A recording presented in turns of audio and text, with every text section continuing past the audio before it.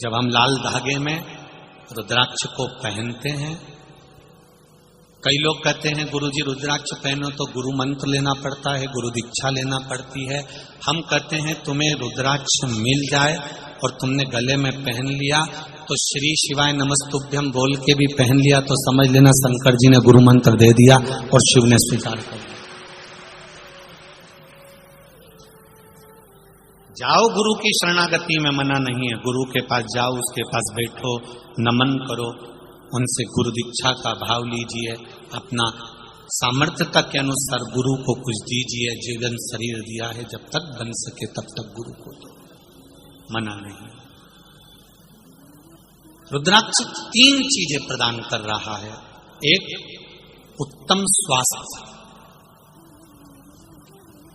गले में रुद्राक्ष पड़ा हुआ है, हार्ट कभी कमजोर नहीं होगा, हार्ट चलता रहेगा। एक प्रयास करना। एक बेलपत्री शिव पर चढ़ी हुई और उसका फल कितना होता है, उसका बल, उसकी भक्ति, उसका विश्वास। ब्रह्मा विष्णु महेश 64 योगनियां 33 कोटि देवी देवता एक बेलपत्री में होते हैं। और वो बेलपत्री हम हमारे साथ में क्यों रखते हैं? उत्तम फल के लिए, उत्तम सुख के लिए।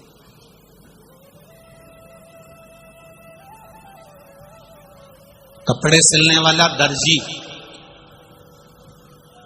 कोई बैठा हो तो उससे पूछना कि वो शर्ट में जेब हमेशा उल्टी साइड क्यों लगाता है? बाईं ओर, लेफ्ट में। शर्ट में जेब उल्टी साइड क्यों लगाता है? वो इस साइड जेब क्यों नहीं लगाता?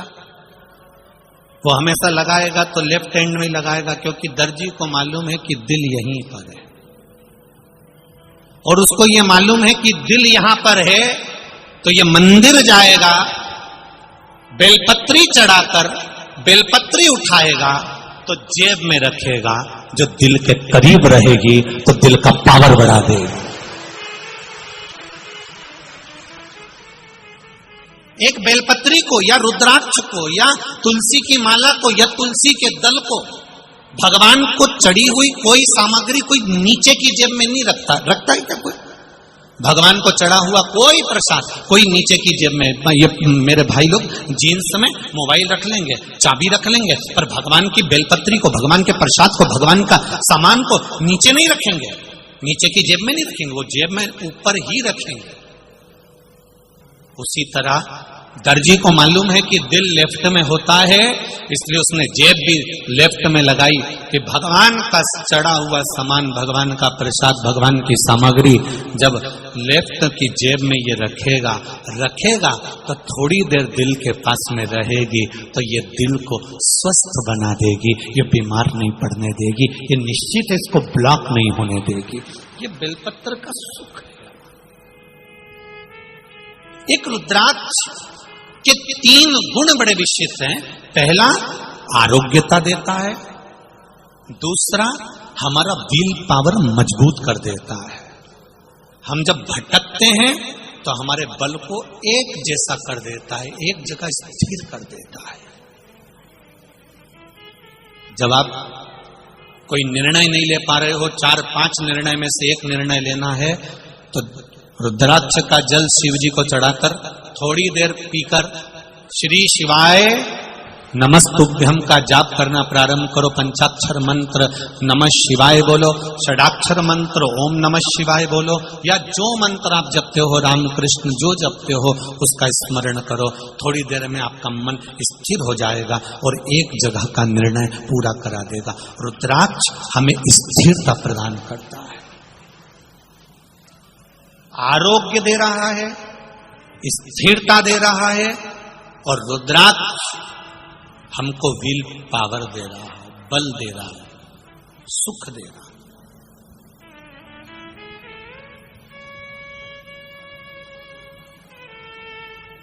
वो भटकने नहीं देगा आपको।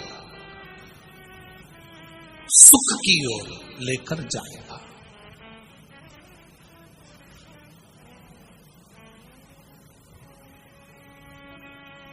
बस रुद्राक्ष की कोई कीमत नहीं होती। शंकर भगवान के नेत्र अश्रु से प्रकट हुआ है, शिव ने निशुल्क दिया है, उसकी कोई कीमत नहीं, फ्री।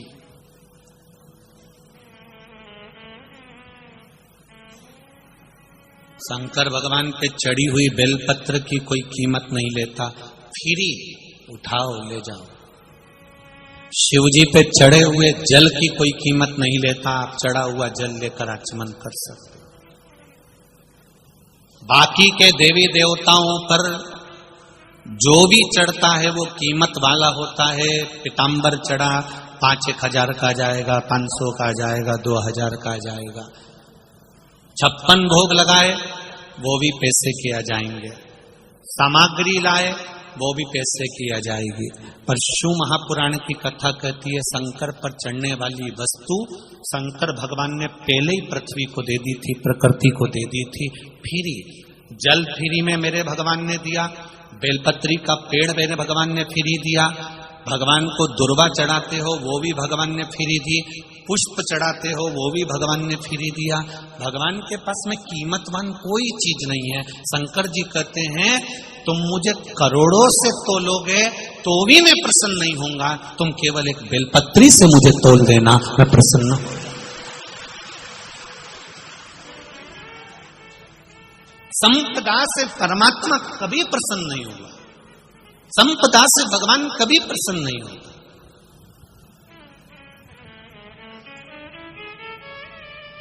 ये कथा